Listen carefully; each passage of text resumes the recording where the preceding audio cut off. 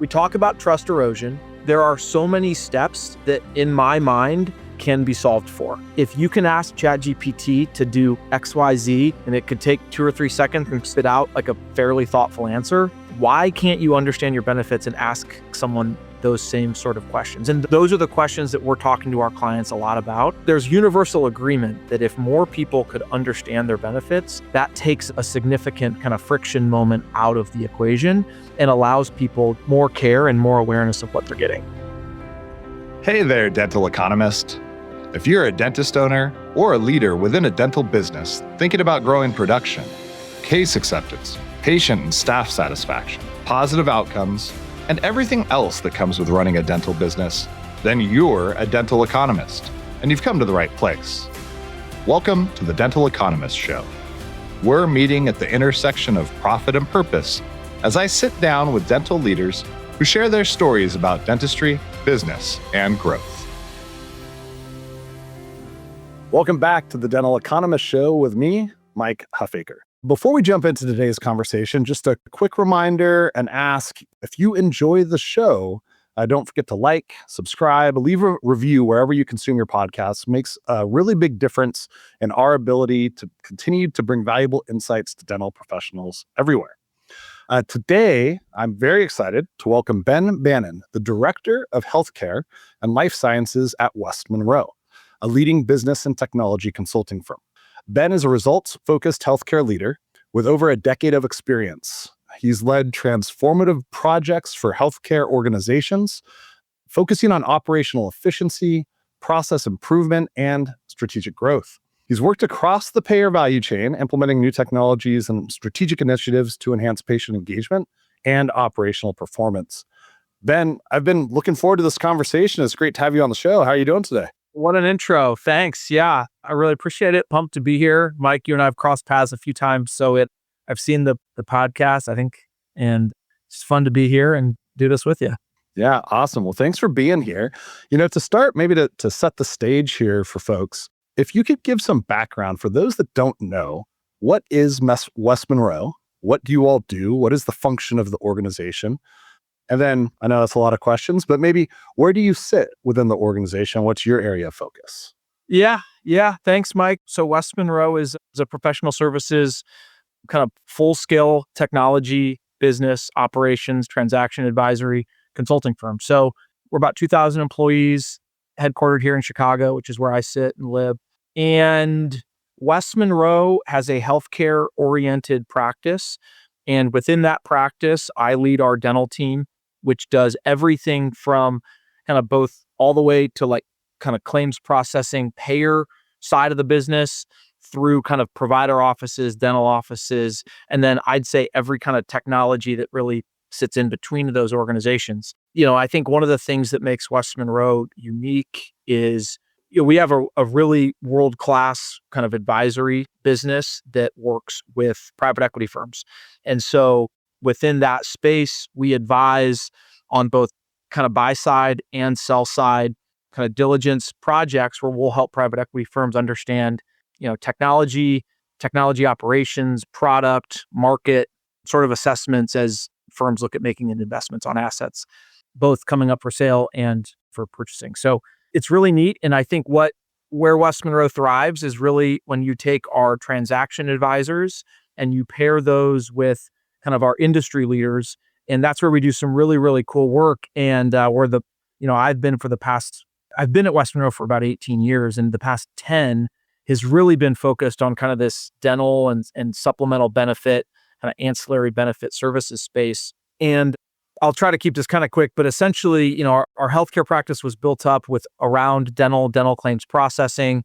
And then as more investment started to come into kind of the practices and the practice management technology, we started to get exposed to a lot of that work through our private equity channels. And that's where kind of that intersection has started to become just really interesting for us and really interesting for our clients, just trying to really help kind of companies create and think about value in interesting ways. So yeah, a little bit about West Monroe, but we're a really great fun firm.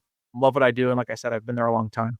No, that's great. And I do want to dive into kind of that intersection because I agree it's an interesting space and you're touching on insurance and claims and payers, and that's all very much kind of hot button these days in the dental. But before we get there, maybe kind of taking a step back for you, said that 10 years now you've been in the dental space, and you now lead the dental function there. When you made that transition, where were you transitioning from? And at the time when you were like, hey, okay, like I'm going to go jump both feet into this dental business, was it exciting to you at that moment? And if not, like, when did it become exciting to you? You know what? It's so funny. Like, all my friends still think I just work in a dental office every day, which couldn't be further from the truth. I wouldn't say I jumped in, it was this kind of master plan I had. We did a lot of work in kind of this supplemental benefits. So we did, things like behavioral, critical illness, short-term, long-term disability. We started to see increases interest in like vet and vision. So I think we really capitalized on a moment in time when a lot of the big consulting firms were chasing large health plans, which is rightfully so. They have bigger budgets and that sort of thing. We decided to kind of double down on dental, and that's where I really learned claims. And if you would have told me this 20 years ago, for me to say claims, is cool or fun, I'd laugh at you. But we really leaned into that space and had a ton of fun going deep. And we started to notice that our clients, they loved that we had a dental specific capability and perspective, which is why I think kind of at that moment I said, if I'm going to do this, like I'm going to go as deep as I can and learn as much as I can about it. Yeah, I mean, look, no offense, but I think some people still today would chuckle a little bit if you were saying that claims and insurance and payers was fun and exciting. Yeah. Yes, absolutely. Well, it has become, there's such a spotlight on this segment of the dental business today, but you've kind of had a unique experience and view over the past decade. When you think about where things have come to where they're going, what are some of the big changes that you're seeing? What are some of the things that people can be positive about in the dental space that you think will affect change moving forward? I think there's a lot to be excited about in dental, which again sounds crazy, but I really do believe that. I think the kind of adage of dental being a bit of a kind of a window into overall wellness is something that I firmly believe in. And I'd say the healthcare market in the US is facing some challenges right now, mostly related to cost in my mind, and how those costs are being offset just do make it challenging within the entire ecosystem. I think we read, that dental is essentially 5 or 6% of all US healthcare spending. I see that number going up because I think a lot of young people, and quite honestly, not young people, just people in general, they want to go to the dentist. They want to be in the offices. They want to kind of be confident about the way they look and appear to people. And the most interesting thing to me is the interest in being in the dentist, and then what the dentist can then do for that patient's kind of overall healthcare journey, and being able to see certain things in the chair, being able to do some tests in the chair, and then being able to start thinking about coordinating care kind of across kind of the broader healthcare ecosystem. So, I'm very bullish on kind of where the space is going. I think we've just kind of tapped the surface of thinking about where technology can start to, become a foundation for someone's healthcare journey, of having data at their fingertips, having their history all very accessible, and talking to people about what they can be doing to be overall kind of more healthy. So I'm excited about kind of the interest in dental. I'm excited about the path forward with integrating into kind of a more holistic kind of healthcare journey. And then I'm really bullish on where the technology is going to drive behavior changes, experience, adoption, scheduling. There's a lot to be excited about there. Yeah, when you talk about the integration that is taking place, or the opportunity for that, what are some of the things that you see? I know, dental sometimes gets knocked for not having the same type of interoperability that is available in the broader healthcare space. There's maybe not the same data standards across different solutions that make it easy for patient data to be transferred and used and leveraged at, if somebody moves to a different state or a different city. And so there's these kind of like technology limitations already currently in place. You see some of those barriers being reduced. What are some of the interesting things that you see people Yeah. working on right now? Yeah. A couple things come to mind, Mike. I think interoperability is always it's just a buzzy word that Yep. we've talked about forever. That being said, I think there has been more interest in the ecosystem talking and the ecosystem being more collaborative than ever before. And when I say ecosystem, I kind of go back to the world that I sit in, which is you have provider offices on one side and you have payers on the other side.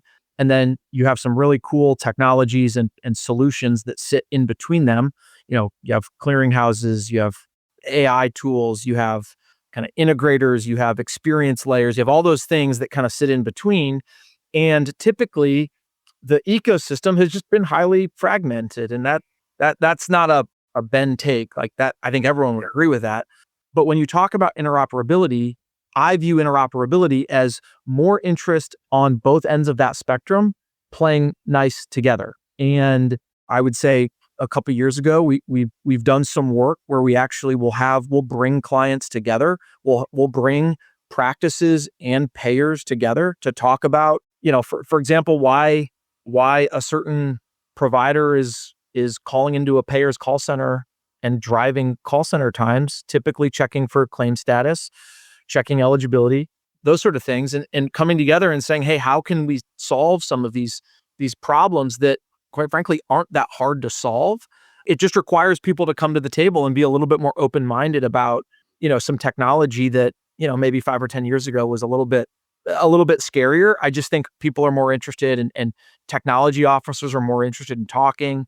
I'd also say, Mike, technology leaders also appear to be more interested in meeting and sharing ideas, which is really exciting. We like to be at the kind of the table and bringing clients together. And, I'd say 10 years ago, that wasn't happening all that often. And we see it a ton more right now. Yeah, we see it too. And I think it's encouraging. There's a wider swath of technology providers that seem to be eager to find better solutions and remove friction from what is otherwise a process filled with it. I am curious from your perspective related to the payers, because in this space, I don't have nearly the experience you do. I've been in dental now for roughly 6 years, but there's often a knock on the payer side. Yes. From the offices themselves, from the practices, from the providers. I think we all recognize that. And it's like, it feels like things are made harder than they need to be.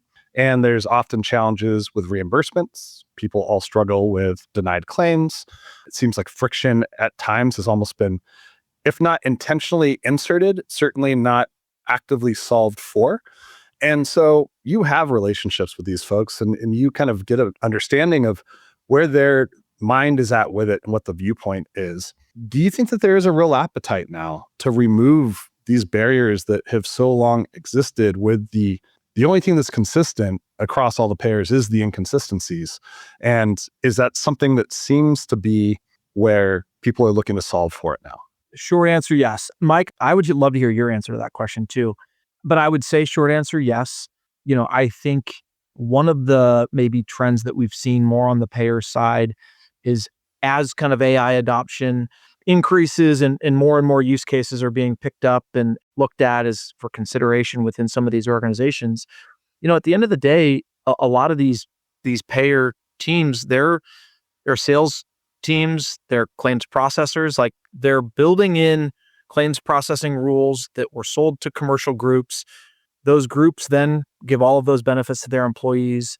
And I think there is a perspective that a lot of the friction comes down to, I guess, perspective and I guess maybe misinformation of like what benefits were covered.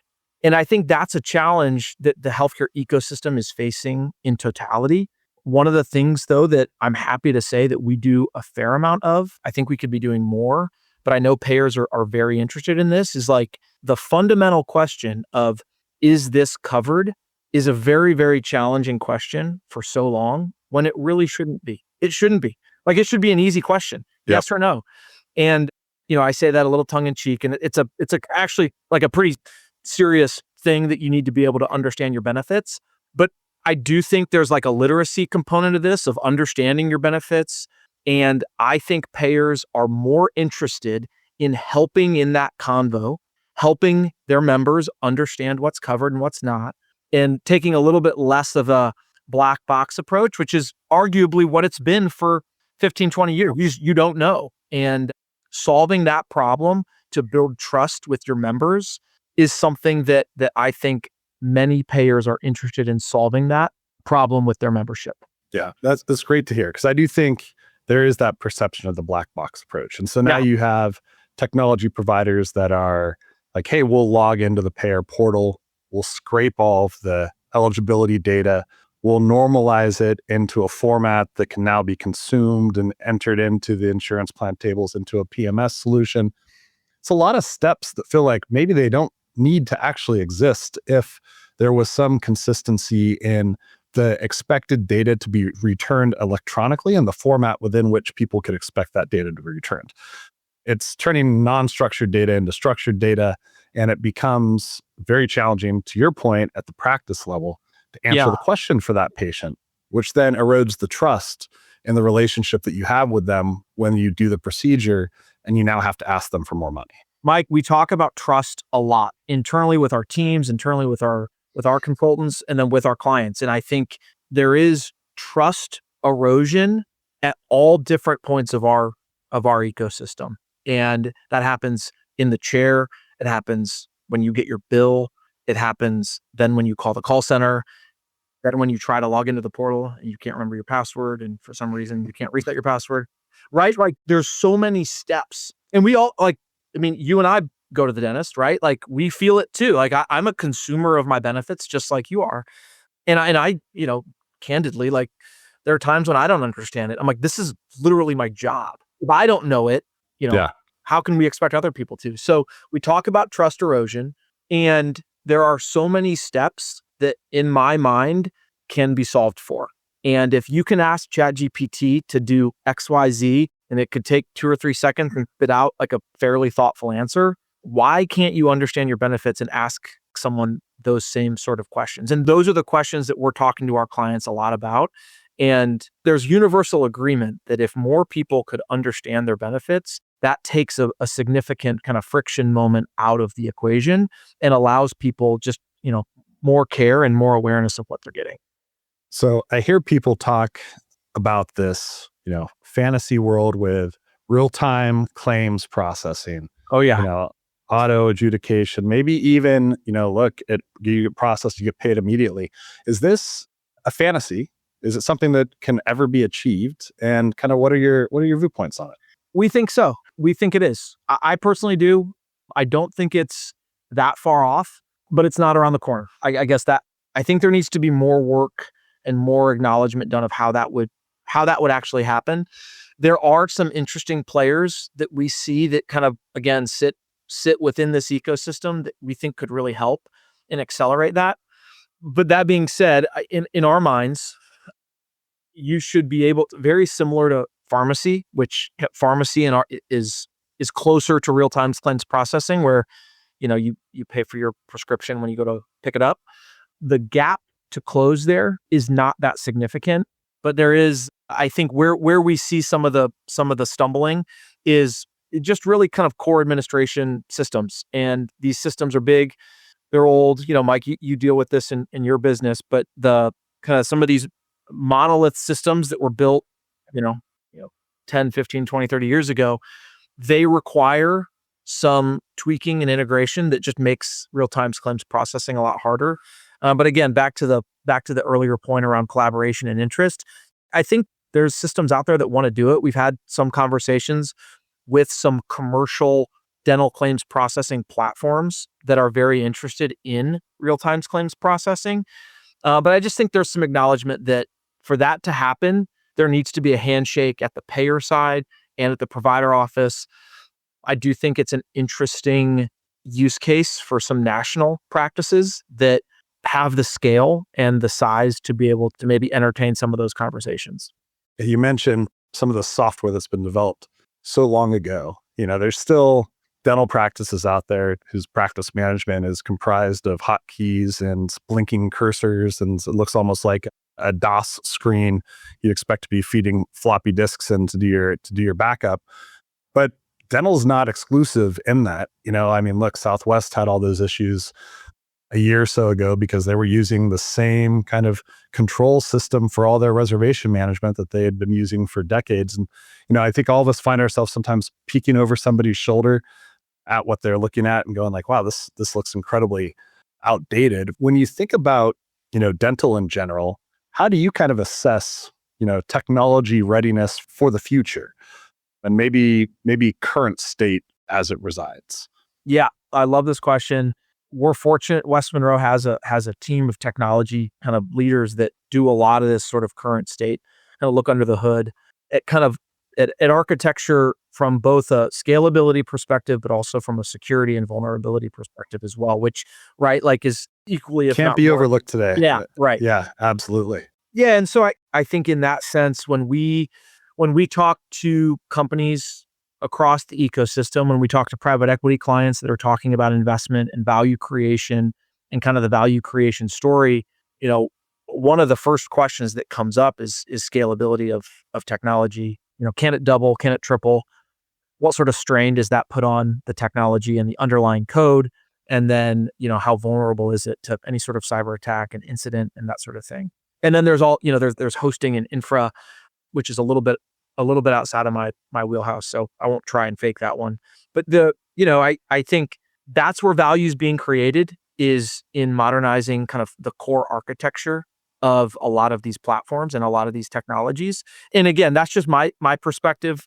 You may have a different one, but when a lot of times when we'll do kind of functional and technical diligence for private equity clients, we take a very, very serious look under the hood to not only assess code, like we'll get into actual code quality and do some scanning and kind of really look at what's there and what, sort of technology debt can accrue, which, everyone has a little bit of tech debt. It's not a function of like, if it's there, or if it's not, it's just how much.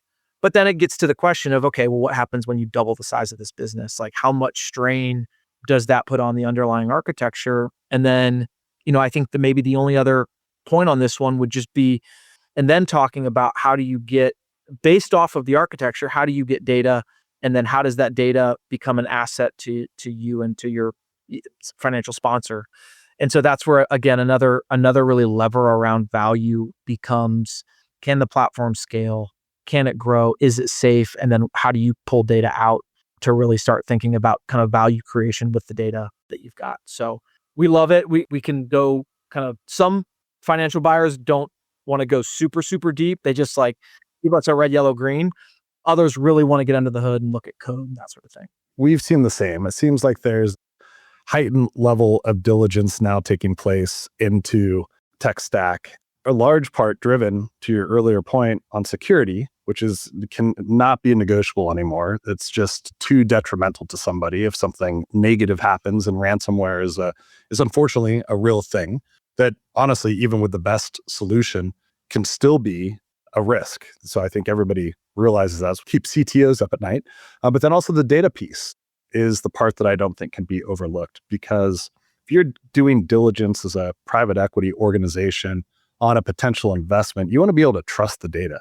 And unfortunately, with fragmented solutions that are using multiple different systems across a multitude of offices, the data is almost never that trustworthy, even if you're aggregating it at the top, because there's too many opportunities for it to be modified, changed, or used in ways that it was not intended to be, because you're not using enterprise level kind of approach to having the controls over it and making sure that the data dictionaries are consistent. So we see that as just a big headwinds to groups trying to transact if they have not solved for those problems in an adequate way, at least through the eyes of private equity. And I would add to that, Mike, if you are looking at capitalizing on the upswing of some particular use cases within kind of leveraging AI, I think that's the other reason we've seen so much more interested in the data, is if the underlying data, to your point, if it isn't clean, it's not consistent, it's not accessible,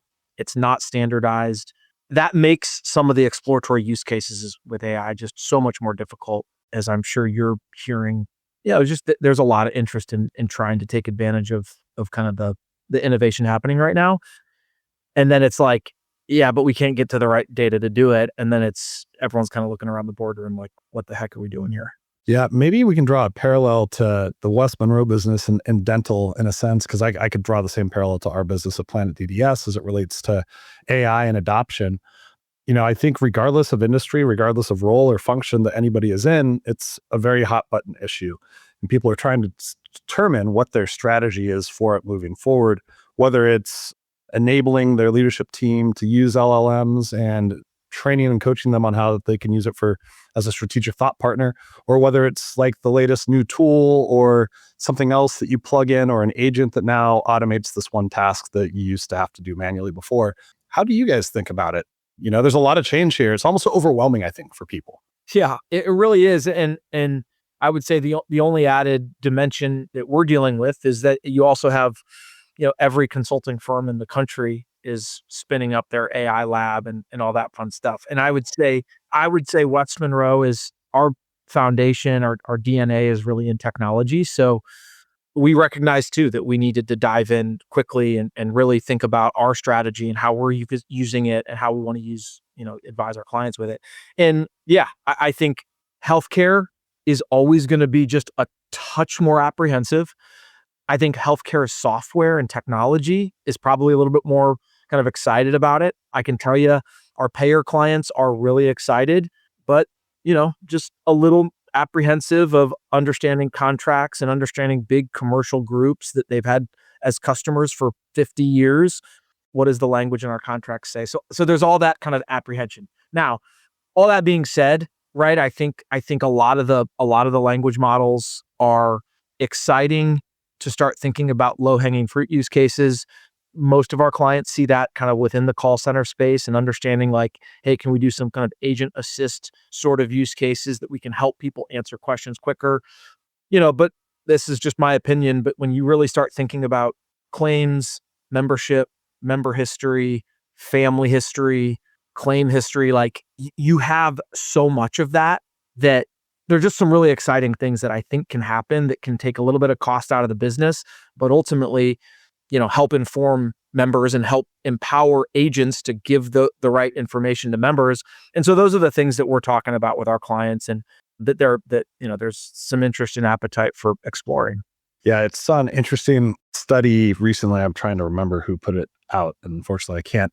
But it was, I think, less than 6% of current job listings cite AI as like a skill that you should have or knowledge that you should have. Like under the requirements, it's not Excel, Word, and LLM proficiency. Like it hasn't made its way even mainstream to the vast majority of new job listings that are out there. So what I try to share with people is like, if you're thinking about it, you're probably already ahead of the majority. Now, of course, you're going to be behind some, but you also can't really afford to be laissez-faire about it. You really need to start putting together strategies for how you're going to approach, because it doesn't seem like it's going anywhere. Yeah, totally agree. And it is interesting because AI is such a broad term. I will give credit to, there are some technologies and some software vendors in the dental space specifically that I think have been doing AI for 5 or 6 years, maybe longer, to be candid. But the appetite was never there, and like the national discourse wasn't there, and especially with technology related to fraud, waste, and abuse, which is a really big deal within the dental ecosystem, just understanding what providers are submitting X-rays and what sort of claims are being submitted at provider offices and all that.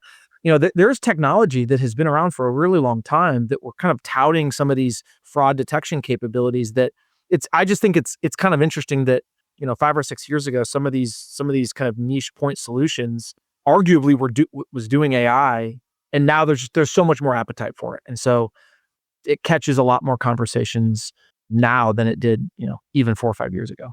It's like that whole bridging the chasm technology adoption curve, where it's people just initially resist it because it's change. It doesn't matter if it's good, bad, or otherwise. It's change, and it's different for sure. You talk about the companies that have been doing AI for quite some time, and radiographic imaging AI solutions have been in the market for quite a while now and have been adopted by a lot of the large DSOs and have made huge traction in the independent practice space as well.